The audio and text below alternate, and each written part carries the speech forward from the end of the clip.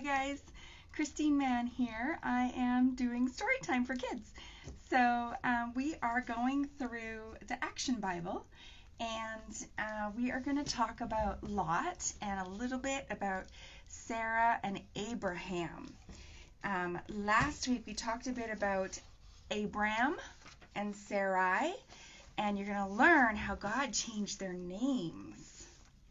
Oh, and as a side note, did you know that one day when we get to heaven, God is going to have a special name just for each one of us? That's pretty cool, hey? Something to look forward to. Okay, all about Lot. Well, a little bit about Lot.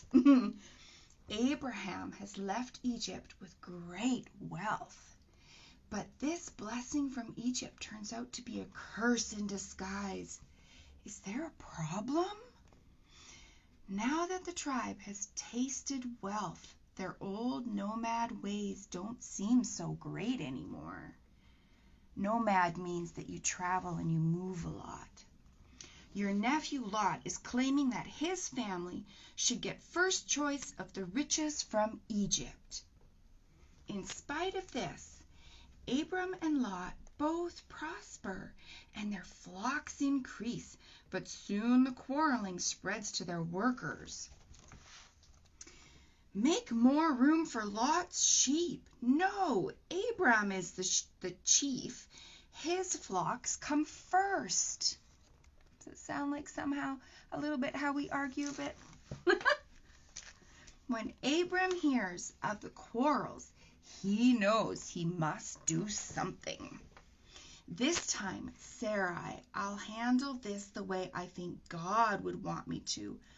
I'm afraid that we must let Lot go his own way.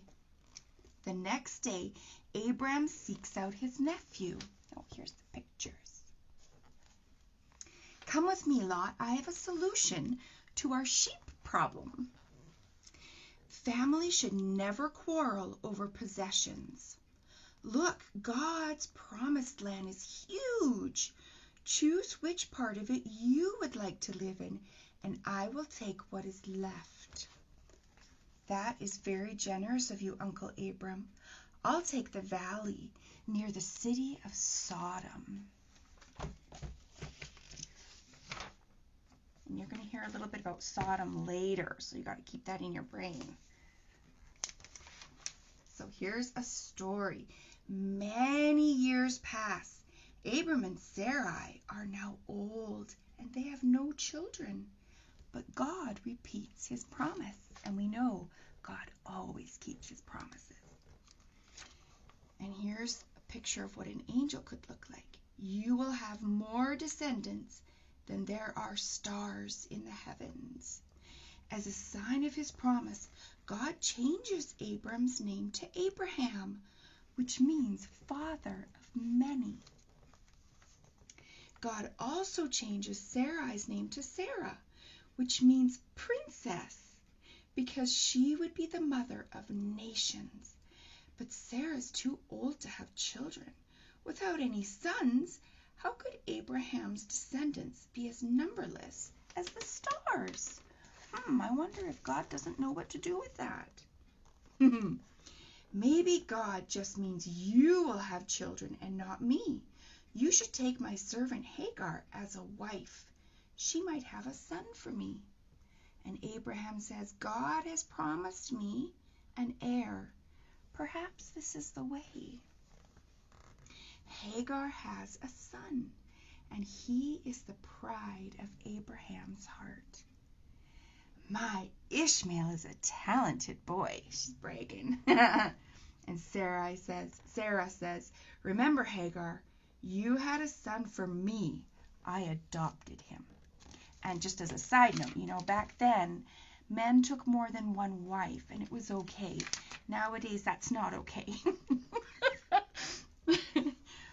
But in her heart, Sarah knows that Ishmael isn't really hers. As Ishmael grows to boyhood, he is the center of attention throughout the camp and a source of trouble between Hagar and Sarah. Someday my son will rule this whole tribe. Hagar gets more sure of herself every day. Uh-oh. Abraham worries about the trouble in his camp. One day while he is resting and thinking about Ishmael, Hagar and Sarah, he looks up. 3 strangers approach Abraham's camp. He greets them and invites them to rest and eat with him.